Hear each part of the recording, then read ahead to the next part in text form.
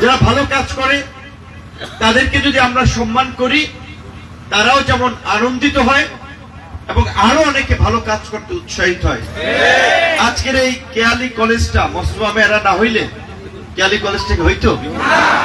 কয় বছর এই কলেজ তারা নিজের টাকা দিয়ে খরচ করে, জায়গা জমি থেকে শুরু করে টিচারদের বেতন দিয়া কলেজটা টিকাই রাখছে, শেষ পর্যন্ত এমপিএ ভুক্ত হয়েছে। এখন আপনার আমার ছেলে না হোক, আপনার মেয়ে না হোক, আমাদেরই তো দেখা যায় আত্মীয় স্বজনের সন্তানেরা ওই কলেজে পড়ে। এই অবদান কার? গোলাম মোস্তফা সাহেবের না? ওনার জন্মটা যদি এই চরবিশ্বাসে না হইতো, কেয়ালি কলেজ প্রতিষ্ঠিত হইতো? উত্তর চরবিশ্বাস সালেহা খাতুন মাদ্রাসা প্রতিষ্ঠা করছে কে? মোস্তফা সাহেবরা। ওনার জন্ম যদি এই চরবিশ্বাসে না হইতো, ওই মাদ্রাসা প্রতিষ্ঠিত হইতো? এই চরবিশ্বাস চরকাজল এমন ফ্যামিলি আছে যে যারা বিপদে পড়া, মাইয়ার বিয়া দেওয়া, নিজে অসুস্থ, সহযোগিতার জন্য মোস্তফা মেঘের কাছে গেছে, খালি হাতে ফিরে আইছে, এরকম রেকর্ড আছে। এই চরবিশ্বাস চরকাজলের অনেক মানুষ আজকে কোটিপতি, কিন্তু তারা মোস্তফা মেঘের ফ্যাক্টরিতে চাকরি কইরা কিংবা তার পেছনে থাইকা তার সাথে রাজনীতি করে তার কারণে। তো এটা সত্য যে তারপরেও আমরা তাকে অনেক ক্ষেত্রে মূল্যায়ন করতে পারি নাই। তাদের ফ্যামিলিকে অনেক জায়গায় কিছু ঘটনা আছে যে তারা ব্যথিত হয়েছে কিছু মানুষের কর্মকাণ্ডে। এটা আপনারা জানেন, আমরা জানি। তো আমি এই কথাটা বললাম এই কারণে যে এটা উচিত হবে না। এই চরবিশ্বাস চরকাজলের মানুষের আজীবন মোস্তফা মেঘের কথা স্মরণ করা উচিত এবং দোয়া করা উচিত, আল্লাহ ওনাদের মতো কিংবা ওনাদের চেয়ে আরো বড় মনের মানুষ, স্বাবলম্বী মানুষ যেন এই চরে মাঝে মাঝে দুই একটা আল্লাহ যেন তৌফিক দেয় যে তারা করতে পারে।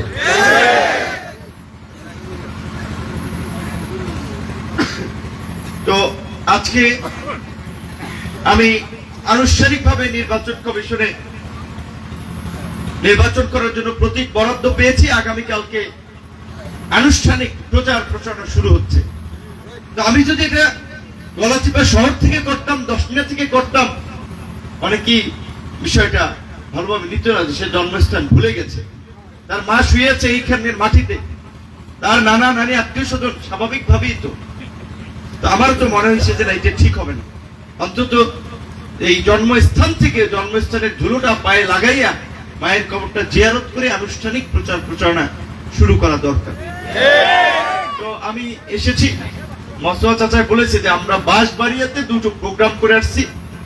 বিএনপি গণ অধিকার পরিষদের যৌথ সভা, নির্বাচন পরিচালনা কমিটি, উপজেলার কমিটি, ইউনিয়ন কমিটি এবং সেন্টার কমিটি। আমরা ওয়ার্ড কমিটি করবো না, যেখানে কেন্দ্র আছে ওই কেন্দ্র ভিত্তিক আমরা কমিটি করবো, যেটা 2 উপজেলায় আমরা আলাপ আলোচনা চালিয়ে যাচ্ছি। কারণ আপনারা জানেন যে এখানে মূলত এটা আওয়ামী লীগ অধ্যুষিত একটা আসন।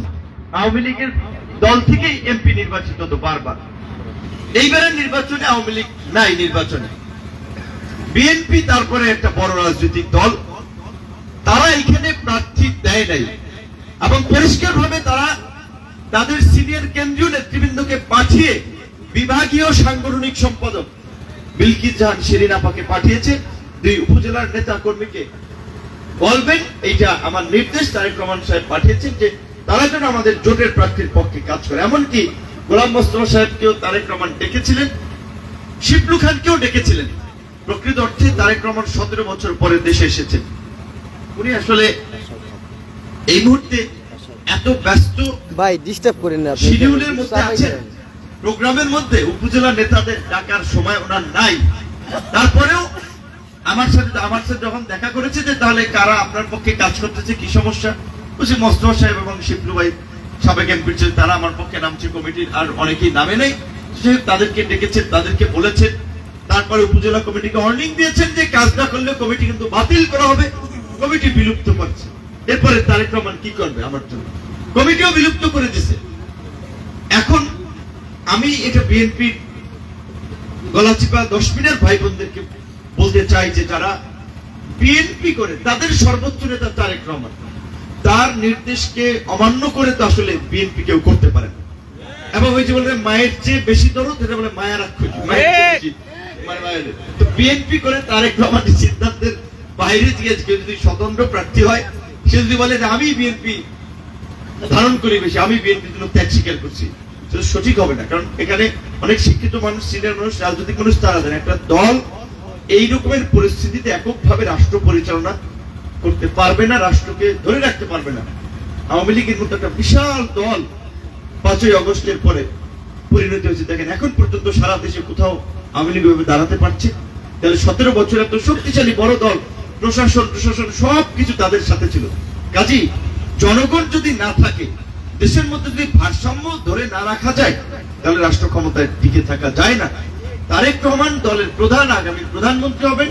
তিনি চিন্তা করেছেন যে না, এখানে আমার মিত্রদেরকে হয়তো রাখা লাগে, যেই কারণে আমি মান্না ভাই, জোনায়েদ সাকি, ইসলামিক দল, জমিয়ত উলামা, এরকম আরো বেশ কিছু দলের সাথে আসন সমঝোতা করে, এবং তারা বারবার বলেছে যে আমরা আগামীতে জাতীয় সরকার করবো, অর্থাৎ এককভাবে সরকার করবে না। তাহলে জাতীয় সরকার বিএনপির সাথে দলই আছে, 4টে দল নির্বাচন করতেছে, তাহলে 4টে দলকে তো 4 জনকে অন্তত মন্ত্রিসভায় নিতে হইবে। তো ইনশাল্লাহ আমাদের তো একটা জায়গা হবে। আপনারা যদি বিভ্রান্ত হয়ে, আপনারা যদি আপনাদের কাছের মানুষের গুরুত্ব না বোঝেন, আপনাদের ছেলের গুরুত্ব না বোঝেন, যে মনে হচ্ছে আমাদের ছেলের দেখছি যে হাফ প্যান্ট করে বাজার আইছে বা স্কুলে গেছেন, সেটা একটা প্রেক্ষাপট। আপনারা এই এলাকার মুরব্বী সবাই বাড়ির পাশে বাড়ি, সেটা একটা প্রেক্ষাপট। কিন্তু এখন তো জাতীয় রাজনৈতিক পর্যায় থেকে আমি একটা দলেরও প্রধান, এবং এটা তো চাটিখানিক ব্যাপার না, একটা দল প্রতিষ্ঠা করেছি, এবং আমার যে ত্যাগ, আন্দোলন, সংগ্রাম আপনারা দেখেছেন, অসংখ্যবার হামলার শিকার হয়েছি, রক্তাক্ত হয়েছে। আপনারা দল মত নির্বিশেষে সবাই মসজিদে দোয়া করেছে, মহিলারা দোয়া করেছে, এবং এই দোয়াই কিন্তু আমি মনে করি যে আল্লাহ আমাকে এই জায়গায় এনেছেন এবং সুস্থ রেখেছেন। আমি যে পরিস্থিতির মধ্যে দিয়ে গিয়েছি, 3-4 বার মারা যাওয়ার কথা ছিল, কিন্তু আলহামদুলিল্লাহ খুব বড় ধরনের কোনো ক্ষতিও হয় নাই, আল্লাহর রহমত এবং আপনাদের দোয়া। আমি কিছুদিন আগে একটা বক্তব্য শুনেছি, তো বক্তব্য শুনে মাঝে মাঝে একটু খারাপ লাগে, আবার মানে ভাবি যে এই কথা কিভাবে বলে, মানুষের তো একটা বিবেক থাকা উচিত। আমি যদি কথাটা বলি, রাকিব ভাই আমি মনে রাখি নাই তো, রাকিব ভাই তারপরে একটু খালি বলতেছি, মনে করি দেওয়ার জন্য। আমি কি প্রতিহিংসা, ঘৃণা রাজনীতি করি নাকি ভালোবাসা ঐক্যের রাজনীতি করি? কথাটা খুব আলাদা ক্লিপ নেই। আওয়ামী লীগের আমলে টিভিসি টেলিভিশনে আমাদের এখানকার কয়েকজন আওয়ামী লীগের নেতা সাক্ষাৎকার দিয়ে বলেছিলেন, আরে বাবা বিনুর আসে, কিন্তু লঞ্চ রিজার্ভ করে আসে, কেবিন সব বুক দিয়ে ফেলায়। আচ্ছা, আপনারা ওই আমলে দেখেছেন যে আমার সেই সক্ষমতা ছিল? আমার এখনো নাই। হ্যাঁ, 5ই আগস্টের পরে চাইলে আমরাও কোটি কোটি টাকার মালিক হতে পারতাম, কিন্তু ওইটা করি নেই। করছি কি, এলাকার জন্য কিছু কাজ করছি। এই চরবিশ্বাস চরকাজলে কতগুলো মসজিদ মন্দিরের সরকারি বরাদ্দ এনে দিছি। গলাচিপা 10 মিনিটে 205টা মসজিদ মন্দিরের বরাদ্দ এনে দিছি। ধর্ম মন্ত্রণালয় থেকে আপনার অনেক সহায়তা এনেছি, এলজিডি মন্ত্রণালয় থেকে এনেছি। গলাচিপা 10 মিনিটে হরিদেবপুরের ওই ব্রিজটা, এটা মির সিনিয়র নেতা তারা জানে যে এটা বোধহয় বলে, আমি শুনছি যে 96 সাল থেকে এমপি সাহেবরা বলতেছে এই ব্রিজ করবে, কিন্তু কেউ পারে নাই। সেই ব্রিজটা 450 কোটি টাকার প্রজেক্ট। এই ধরনের বড় প্রজেক্ট সরকার কোথায় নাই, যেখানে সরকারের আয় হয়। যেমন পদ্মা সেতু 40,000 কোটি টাকা খরচ করলেও ডেইলি ওখান থেকে কোটি কোটি টাকা ওঠে টোল। হরিদেবপুরের ওই টোল থেকে কেউ কি উঠবে? কিছুই উঠবে না। তাহলে সরকার এই কারণে এত টাকা দেওয়ার কথা না। যাই হোক, সেই ব্রিজটা হচ্ছে।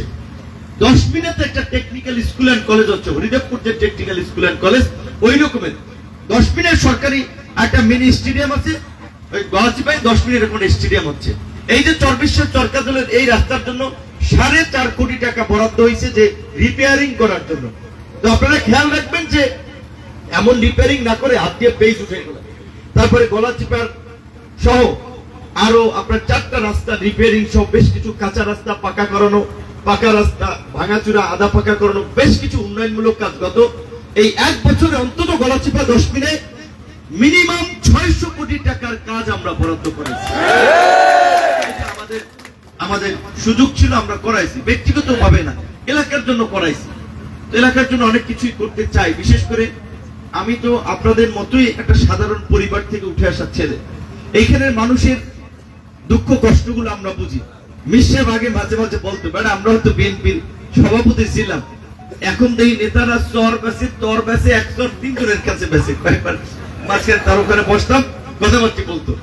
তো এই যে বাংলার চর, মাইয়ার চর, চরহাপ, এরকমের এই যে চরগুলো, চরে তো কষ্ট করে মানুষ এখানে থাকে, কষ্ট করে ফসল উৎপাদন করে। কিন্তু এই কিছুদিন আগে বাংলার চরে একটা ঘটনা দেখেছি, এটা বলতেই হয়, আমার কষ্ট লেগেছে। বয়স্ক মানুষ এই আপনার আহত গলাচিপা হসপিটালে ঢাকায় গেছে, হাঁটতে পারে না, সোজা হবে। আমার পকেট থেকে কিছু টাকা দিয়ে দিয়েছে, বাবা কি করবো, কিছু করতে পারি না, যতটুকু পারছি করছি। ইনশাল্লাহ আমরা যদি নির্বাচিত হতে পারি, আমি ইতিমধ্যে ভোলার হাফিজ সাহেব বিএনপির স্থায়ী কমিটির সদস্য, তার সাথে কথা বলেছি যে চাচা আপনি নির্বাচিত হলে, আপনি বিএনপির সিনিয়র নেতা ভোলার, এইখানে আমাদেরকে সমর্থন দিয়েছে। এই ভোলার সাথে যে এই যে আমাদের গলাচিপার এই যে চরের জমি নিয়ে একটু দ্বন্দ্ব আছে, ওইদিকে লক্ষ্মীপুরের কিছু সীমানা আছে, এইটার একটা স্থায়ী সমাধান আমরা করবো। জানো এই ধানের সিজনে, তরমুজের সিজনে মানুষের মাথা ফাটতে না হয়, রক্ত ঝরাইতে না হয়, এবং মানুষ যেন কেস মামলার ফাঁদে পইরা নিঃস্ব না হয়। আমরা প্রকৃত অসহায় মানুষগুলোকে, যাদের স্থায়ী বন্দোবস্ত আছে তারা স্থায়ী বন্দোবস্ত ভোগ করবে, যেগুলো স্থায়ী বন্দোবস্তের অধীনে নাই সেগুলো আমরা দেখে দেখে গরিব মানুষকে আমরা বন্দোবস্ত দেওয়ার ব্যবস্থা করব। আপনারা জানেন এই যে চরগুলো তাকে ব্যাটজাল পায়, এই ব্যাটজাল পাওয়ার জন্য কিন্তু এখন টাকা দিতে হয়, জানেন?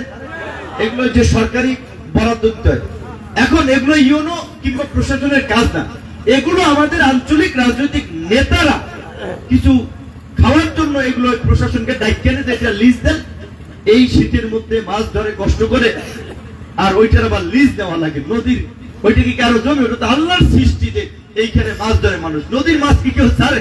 আল্লাহ দিয়েছে, যে মানুষ পরিশ্রম করে ওখান থেকে উপার্জন করে, সেইটাও লিজ নেওয়া লাগে। এগুলো আমরা বন্ধ করবো। আমরা বলছি গলাচিপা 10 মিনিট কৃষককে আমি না, কোন এমপি দেয় না তার পকেটের টাকা দিয়া, সরকার রাষ্ট্রের ভ্যাট ট্যাক্সের টাকায় সার দেয়, বীজ দেয়, ওষুধ দেয়, কিন্তু তারপরও কৃষকরা সিজনের সময় ঠিকঠাক মতো পায় না, কারণ এগুলো সিন্ডিকেটের কারসাজি থাকে।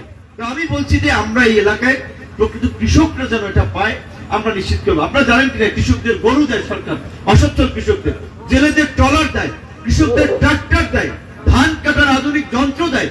অনেক ক্ষেত্রে এগুলো জানে না, অনেক ক্ষেত্রে যারা আয় হারাই বেঁচে কিনে খাইয়ে ফেলায়, আর অনেক ক্ষেত্রে 2-1 রাজনৈতিক বিবেচনা করে। তো আমরা বলেছি আমরা আগামীতে প্রত্যেকটা বরাদ্দ যেন প্রকৃত সুবিধাভোগী মানুষ পায়, আমরা সেটা নিশ্চিত করব। এই যে হসপিটালটা বেহাল দশা, ইনশাল্লাহ গলাচিপায় 10 মিনিট যেন মানুষ সুচিকিৎসা পায়, এখানে যেন একজন এমবিবিএস ডাক্তার থাকে, আমরা সেই ব্যবস্থা করব। আমরা বলেছি যে আমাদের রাজনীতিটা হবে মানুষের কল্যাণের, মানুষের উপকারের। এবং আজকে আওয়ামী লীগ একটা বড় রাজনৈতিক দল। আমি জাতীয় পর্যায়ে বলেছি, বাবুল মুন্সিকে গ্রেফতার করার জন্য, পটুয়াখালী লাঞ্ছিত করার জন্য কারা প্ল্যান করছে, ফাঁদ করছে, এটা বাবুল মুন্সি জানে। কিন্তু আমি তো দেখছি আমার বাসা এখানে এবারে চেয়ারম্যান ছিল, একে আমাকে বাড়িতে যে হামলা দিচ্ছে, একে আমাকে কোনো সময় ডিস্টার্ব করছে। এবং স্যার আমলে তো আমার ওই জায়গা থেকে ওই সামনের রাস্তাটাও হয়েছে। উনি চেয়ারম্যান ছিল, আওয়ামী লীগ করছে, উনি তো আমাদের সাথে সেরকমের জুলুম অন্যায় বিচার করে না। আওয়ামী লীগ করাটা কি তার জন্য দোষ? আমি পরিষ্কার ভাবি আগে স্পেশাল বলছি যে ওনাকে কোনো হয়রানি করা যাবে না। আওয়ামী লীগের 1-1.5 কোটি লোক আছে, আপনারা কি আওয়ামী লীগ সব 1-1.5 কোটি লোক জেলে ভরবেন? জেলে জায়গা আছে আপনার 86,000-এর মতো। কাজে আওয়ামী লীগের মধ্যে যারা কেউ যদি সেটা অন্যায় অপরাধে জড়িত থাকে, সেটা আইনের আলোকে বিচার হবে। সাধারণ আওয়ামী লীগ কাউকে হয়রানি করা যাবে না। এবং তুলনামূলক ভাবে যদি খোঁজ নেন, এই গলাচিপা 10 মিনিট তারা অনেক ভালো আছে, ডিস্টার্বহীন আছে আমাদের কারণে। আমি যদি এইখানে এমপি নির্বাচন না করতাম এবং এই জনপদে রাজনীতিতে না আসতাম, অনেকের মাসিক চাঁদা দিয়ে এলাকায় টাকা লাগবে। গলাচিপা 10 মিনিট ব্যবসা করলে অনেকের পয়সা দিয়ে ব্যবসা করতো। ওই আমাদের একজন বলেছে যে আজকে স্বতন্ত্র প্রার্থী হইয়া লাফালাফি করতেছে তাদের ধান্দা টিকানোর জন্য, কারণ তারা জানে বিপিনুর যদি এমপি হয়, বিএনপির খলিলের মতো মানুষরা তার পাশে থাকবে, মস্তলের মতো লোক। হ্যাঁ দিয়ে তো চর টহল, ধান্দাবাদী, চান্দাবাদী, থানা, পুলিশ এগুলো করা যাবে। আমি বলছি আমি গণঅধিকার, এখানে আমার সামনে বসা কেন মস্তফা সাহেব, সিনিয়র সবাই বিএনপির লোকেরা, কারণ তারা একটা পুরানো দল বিএনপি, অনেক বছর ধরে রাজনীতি করে, সামাজিকভাবে সম্মানিত মানুষ, তাদেরকে সম্মান করে। তো আমি তো সব জায়গায় তাদেরকে প্রাধান্য দিয়েই কাজ করবো, তাদেরকে নিয়েই তো আমার মঞ্চে, তাদেরকে নিয়েই তো আমি বসবো। তো তারা জানে যে এখানে যেহেতু বিএনপি সমর্থন দিয়েছে, কাজী বিপিন তো এমপি হবে, এখন তারা ঠেকাইতে হইবে। এখন সত্যিকার অর্থে এমন বলতেছে যে প্রয়োজনে আমরা অন্যদের সাপোর্ট দেবো শেষ সময়, এরকম আলাপ আলোচনা করতে, কিন্তু আমাদের টার্গেট বিপিনুরকে ঠেকাইতে হইবে। দেখেন কি অবস্থা, এমনকি আমাকে হুমকি দেয়। মানুষ রাজনীতি যারা করে ভিন্ন মত হইতে পারে, বিরোধিতা করতে পারে, সমালোচনার একটা ভাষা আছে, একটা শিষ্টাচার শালীনতা আছে। আমি তো দলের প্রধান, তুই তামারি এইটা সেইটা, কি ধরনের ল্যাঙ্গুয়েজ যে বেটা চর বিশ্বাস এই ইউনিয়নে পরাজিত করবে। আরে বাবা, এত শক্তিশালী তার নেটওয়ার্ক না আধ্যাত্মিক ক্ষমতা, সে আগে অ্যাডভান্স বলে দিচ্ছে, মানে আপনি ভোটার, আপনার তোয়াক্কা পাত্তা দেওয়া লাগবে না, সে পরাজিত করবে, এরকম কথাবার্তা বলতে দেয়। তো এইটা আপনাদের কাছে এটার বিচার দিলাম যে আপনারা যদি মনে করেন যে তার সাথে মিলে আপনাদের এলাকার ছেলে, আপনারা ব্যয়চিতি করবেন। আমিও বলছি, আমি যদি যেদিন মনে করব যে এই চর বিশ্বাসের মানুষ আমি এলাকায় আসলে তারা এটা ভালোভাবে নেয় না, বা তারা চায় না আমি এলাকায় আসি, সেদিন আমি এলাকায় আসবো না। যদি আপনারা না চান, আমি শুরু থেকে এই আনিস দফাদার একমাত্র লোক যে সবসময় আমাদের পজিটিভলি বলছে, বেটা রাজনীতি অবস্থা দেশের খারাপ, টিকা থাকো, সামনে নেতৃত্ব তোমাদের কাছে আসবে, সবাই আসবে, আওয়ামী লীগ বিএনপি এলাকার ছেলে হিসেবে তোমাকে সমর্থন দেবে, তুমি তোমার ট্র্যাকে থাকো। ওনার এই জন্য বলছি, উনি একটা কথা সবসময় বলতো, এই গলাচিত, এই চরকাদুল আর চর বিশ্বাসে কোনো না কোনো ভাবে সবাই আত্মীয় স্বজন হবে। আমি খোলামেলায় বলি, সেদিন খুব কষ্ট পেয়েছি একটা কথা বলে, যে কতগুলো মিথ্যা কথা, নাম আমি বললাম না। আপনারা জানেন চর বিশ্বাসের একটা ছেলে এই কিছু প্রোগ্রাম বোধ একটা অর্গানাইজেশন কোথায় আমি জানি না, কতগুলো মিথ্যা কথা বলে গেছে। আজকে আমি ডিসি কে বলেছি, ডিসি কার্যালয়ে যে নির্বাচনী আচরণ বিধিতে আছে, কোন প্রার্থীর বিরুদ্ধে অন্য প্রার্থী কিংবা তার সমর্থকরা যদি মিথ্যা প্রপাগান্ডা, অসত্য কথাবার্তা অনলাইনে প্রচার করে, সেটা আইনত দণ্ডনীয় অপরাধ। আমি ডিসি কে বলেছি যে আমাদের যেভাবে চরিত্র হনন করা হচ্ছে, মিথ্যা প্রপাগান্ডা করা হচ্ছে, এই বিষয়গুলো দেখতে হবে। পরশুদিন আমার শালক, আপনাদের হাতে মাস্টার ছিল এনিম, ও বলেছিল, ভাই এখানে আমার জড়াই বক্তব্য দিচ্ছে আমি নাকি এই দুর্নীতি করছি, এই সে, আমি তো এটা করি নাই ভাই, আমি কেন বদনাম নিব, আমি এটার বিরুদ্ধে মামলা করবো। ঠিক আছে, একজনের মুখ আছে, বলছে শান্তি পাইছে, তাতে আমার কিছু হয়েছে? তার কথায় কি আমার গায়ের থেকে চাদরটা খুলে পড়ছে, না মানুষ আমার একটা গালি দিছে? যে বলছে সে শান্তি পাইছে, তার আমাদের মামলাটা আমার দরকার নাই, ঠিক আছে, শান্তি পাই পার। তবে হ্যাঁ, একটা বিষয় আমি নিজে লজ্জিত, একটা বিষয় আমার মনে করি যে আমার জায়গা থেকে যেই কথাটি বলা উচিত হয় না। একটা ভিডিও আপনারা দেখবেন যে সোশ্যাল মিডিয়াতে মাঝে মাঝে সারে, যে সোশ্যাল এই মাঝখানে যে একটা ঝামেলা হয়েছিল, সেই ঝামেলার পর চর বিশ্বাস এসে একটা বক্তব্য দিয়েছিলাম, মানুষ তো রক্তে মাংসে করা মানুষ, আল্লাহর নবী এবং ফেরেশতা ছাড়া মানুষের ভুল আছে, ভুল থাকবে, সেখান থেকে মানুষ সংশোধন করে নিজেকে এগিয়ে নিয়ে যাবে। তো আমি তো কষ্টটা পেয়েছি ওইখানে, যে এইখানে আমার আত্মীয় স্বজন চর বিশ্বাসে তো সবাই, তাহলে তাদের সাথে তো আমার রাজনৈতিক বিভাজন সম্পর্ক নাই। আমি আওয়ামী লীগের আমলেও যখন এই গলাচিপা এসেছি, এই বিশেষ করে এলাকায় এসেছি, আমার মঞ্চে মির সাহেব, বাকের ভাই, রেনু আক্তার, ফোরকান ভাই অনেকেই ছিলেন, বিএনপির লোকজনই বেশি ছিলেন। তো তারা আমার দুর্দিনে পাশে ছিলেন। এখন তাদের সাথে আমার তো কোনো কিছু নিয়ে বিরোধ নাই। আমি কি, আচ্ছা আমার একটা লোক, আমার পরিবারের কেউ কারো জায়গা দখল করতে গেছে, কারো পুকুর দখল করতে গেছে, চর দখল করতে গেছে, কারো কাছে 5 টাকা চাঁদা চাইছে, আমার পরিবার, আমার দ্বারা তো আপনারা কেউ কোনো ভাবে ক্ষতিগ্রস্ত হন নাই।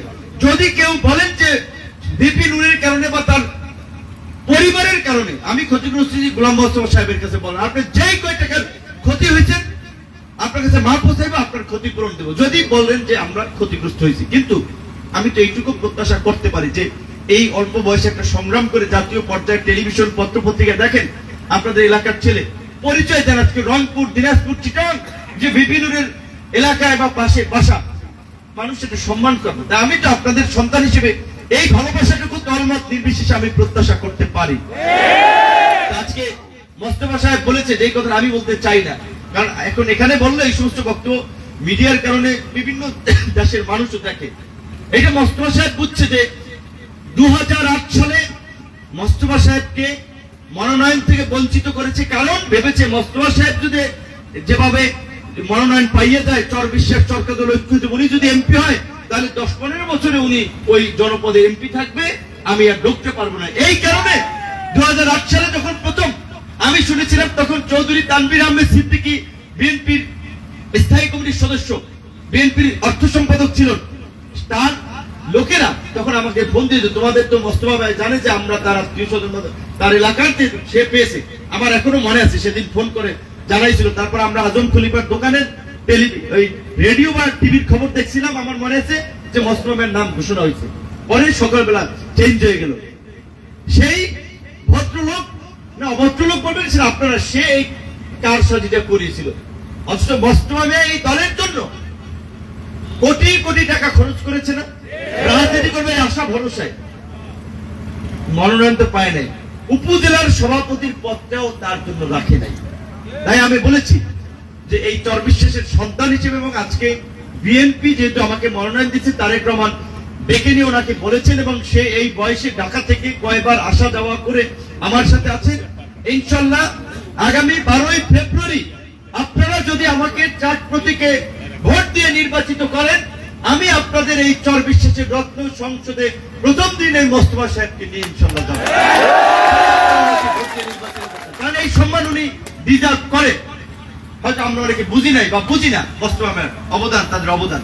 তো আজকে আমি সেটা বলছিলাম যে আমি ওই দিন যে কথাটি বলেছিলাম অত্যন্ত রাগের মাথায়, ক্ষোভের সহিত, কারণ ওই জায়গাটা যে আমার বাড়ির পাশেরই ছোট ভাই বাকির বিশ্বাসী, তো কি আমার কিন্তু তার বোন বিয়ে করছে আমার ফুফাতো ভাই, তাহলে সে আমার আত্মীয় না? তাহলে তার প্রতি আত্মীয় স্বজন কাছের মানুষ একটা মানে সম্পর্ক জোর থাকে। একজনের পকেট থেকে আপনি 500 টাকা নিয়ে যান, চা খাওয়াই আর বিল ধরাই দেন যে বিল তুমি দিয়ে যাও, এটা গ্রামের মানুষ একটা আত্মীয় স্বজন একটা জোরের জায়গা থেকে। তাহলে যতই আমাদের মধ্যে যাইছে আমার আত্মীয় স্বজন আমার বাইরে কইছে, কিন্তু এই কাজটা করাইছিল এই, আমি আর নাম বলবো না, এই ভদ্রলোক বা অভদ্রলোক আপনারা যাই বলেন, উনি ইন্ধন দিয়া উস্কানি দিয়া এর মাধ্যমে কি তারেক রহমানের কাছে পাঠাইছে যে দেখেন বিপিনুরের এলাকায় বিপিনুরের লোকেরা বিএনপির অফিস ভাঙচুর করছে, বিএনপি তার কাছে নিরাপত্তা আছে। তারেক রহমান যেন একটা সম্পর্কের আমার সাথে টানপোড়েন তৈরি হয়, নেগেটিভ ভাবে এইটা প্রমাণ করার জন্য, এবং কতগুলো নাম তালিকা সহ দিয়েছিলেন তারেক রহমানের। পরের দিন ডক্টর ইউনূসের সাথে মিটিং, সেদিন এই ঘটনা ঘটেছিল, এবং ওই ঘটনার রেশ ধরে চর কাজল গলাচিপা 10 মিনায় 22টা অফিস চেয়ার টেয়ার ভাঙচুর করে তছনছ করেছে। কিন্তু আমি কিন্তু কারো বিরুদ্ধে কোনো অভিযোগ করিনি। ওই যে মোস্তফা সাহেব বলেছে, আমিও খুব আল্লাহর মানে যা উপর আল্লাহ থেকে প্রদত্ত সেটা খুব বিশ্বাস করি, যেই কারণে ভাবি যে যা হয়েছে ওটা আল্লাহ প্রদত্ত। কাউরে কোনো দোষারোপ করি যে ঠিক আছে আল্লাহ লেখছে, এর মধ্যে যে আমাদের একটা অভিজ্ঞতা তৈরি হয়েছে, এবং আমি মনে করছি যে আমার বক্তব্য আজকে সারা দেশের মানুষ দেখে, তারা তো আমার দ্বারা অ্যাগ্রেসিভ বক্তব্য, হুমকিমূলক বক্তব্য কিংবা কাউকে কটাক্ষ করে বক্তব্য, এটা আমার দ্বারা আশা করে না। ওই বক্তব্যটা আমি মনে করি যে আমার উচিত হয়নি। আজকে এই জন্য বলছি, আপনাদের কাছে আমি দুঃখ প্রকাশ করছি যে এই ধরনের কথা আমি ভবিষ্যৎ রাজনীতির জন্য হলেও আমার, কারণ এখন তো ইউটিউব ফেসবুকে ডকুমেন্ট থাকে, এখন বক্তব্য দিচ্ছি 10 বছর পরেও দেখবে যে এই বক্তব্য আমি তার জন্য ক্ষমা প্রার্থী, এবং আমি বলে আমার এই বক্তব্যে যদি কেউ কষ্ট পেয়ে থাকে তার কাছে আমি ক্ষমা প্রার্থী। কিন্তু আমি আপনাদের কাছে বিনয়ের সাথে অনুরোধ করব যে আজকে বাইরের একটা মানুষ যদি এইভাবে হুমকি দেয়, যে তার কত কনফিডেন্স থাকলে যে বেড়া তোর ইউনিয়নে পরাজিত করবে এইভাবে, অথচ দেখেন আজকে বিএনপির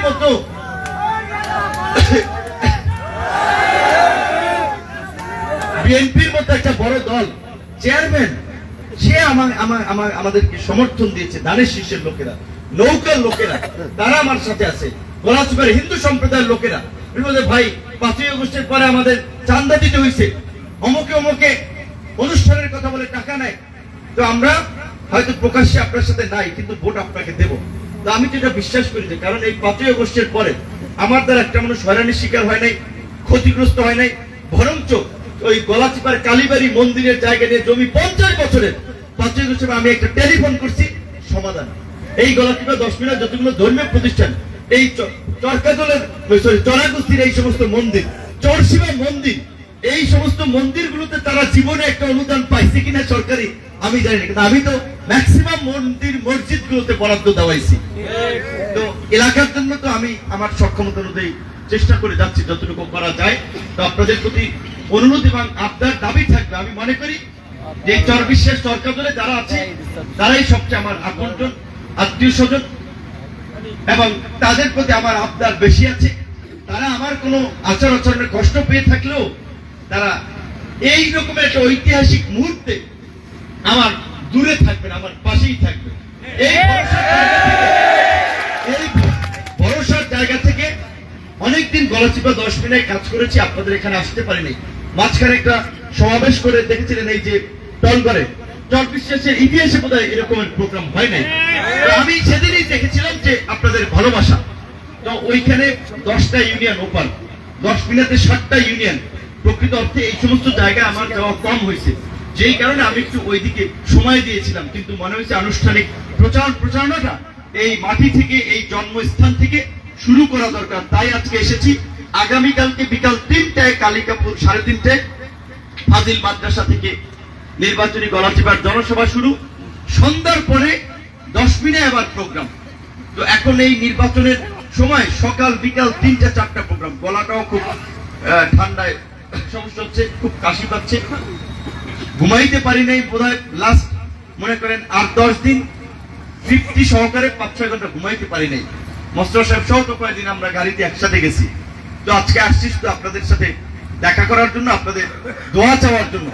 আপনাদেরকে অনুরোধ করব যে আপনারা যদি মনে করেন আমার আত্মীয় স্বজন কাছের দূরের অনেকে আছে, কারো দ্বারা কোনো কেউ ক্ষতিগ্রস্ত হয়েছেন, সমস্যায় পড়ছেন, জানাইবেন। এবং আমি পরিষ্কার ভাবেই বলি, আমার কোন আত্মীয় স্বজন আমার পরিচয় দিয়ে কোনো প্রভাব দেখাইলে আপনারা সেটা মোকাবিলা করবেন, যেটা বিপিনুর এই ধরনের ছেলে না। সুতরাং নাম বেচার সুযোগ নেই। তার বাবাকে আমরা চিনি, সাধারণ মানুষ কোনো অন্যায় করে নাই, সুতরাং তার আত্মীয় স্বজন বলে এগুলা করে পার পাওয়ার সুযোগ নেই। পরিষ্কার কথা, আমি নিজের পকেটের পয়সা খরচ করে মানুষের উপকার করার চেষ্টা করি আল্লাহর সন্তুষ্টির জন্য। যে মানুষ আল্লাহর সৃষ্টি, আল্লাহ বলছে যে দুনিয়াতে মানুষকে খাওয়াইলে আল্লাহ তার জন্য জান্নাতের খাবারের ব্যবস্থা করবে। দুনিয়াতে একটা মানুষকে পোশাক দিলে আল্লাহ তার জন্য জান্নাতে পোশাক দিবে। আমাকে তো আল্লাহ যে সক্ষমতা দিছে, আমি যদি সেইটা আল্লাহর সৃষ্টির পেছনে ব্যয় না করি তাহলে এটা ব্যয় হিসেবে এবং আল্লাহ আমার কাছ থেকে রিজিক কেড়ে নিতে পারে। তাই চেষ্টা করি যে যতটুকু মানুষের পাশে থাকা যায়। সবসময় হয়তো পারি না। যে সাদাত মামায় মেডিকেলের কথা বলেছে, অনেককে আপনার ভর্তি করানোর ক্ষেত্রে টুকটাক হেল্প করেছে, কিন্তু সবাই তো আমাদের পছন্দের লোক না। 2-1 আবার আমাদের কথা শুনবে না, কিন্তু লোক পাঠায় চেষ্টা করে। আর আমি তো আসলে হসপিটালে প্রতিনিয়ত যেতে পারি না।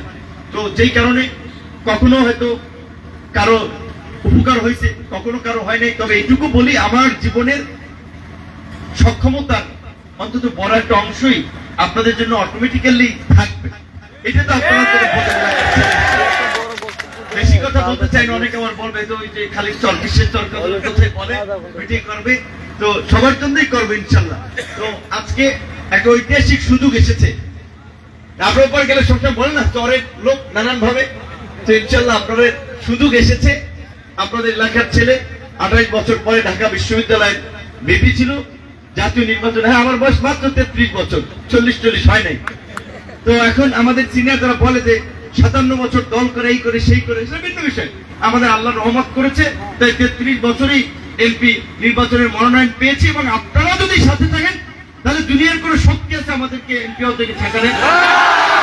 আল্লাহ রহমত তো আমাদের প্রতি আছে, কারণ আমরা আল্লাহ না খুশি সেরকম কোনো কাজ করার চেষ্টা করি না। আর আল্লাহ রহমত ছিল বিজয়ী। আমার ফ্যামিলির কি আছে এটা তো আপনারা জানেন, তাই না? মায়ের কাছে তো মামু বাড়ির গল্প বলে লাভ নেই। আমার বাবা কষ্ট করে আমাকে এখানে পড়াইছে না, একসময় ধান চালের ব্যবসা করছে, টিনের ব্যবসা করছে, আবার সংকটে পড়ছে, একটা ছোট্ট রেস্টুরেন্টও চালাইছে না। দুনিয়াতে যত বড় সফল লোক ভারতের বর্তমান প্রধানমন্ত্রী মোদী নিজেই বলে একজন চা বিক্রেতা ছিল। আজকে ভারতের প্রধানমন্ত্রী না।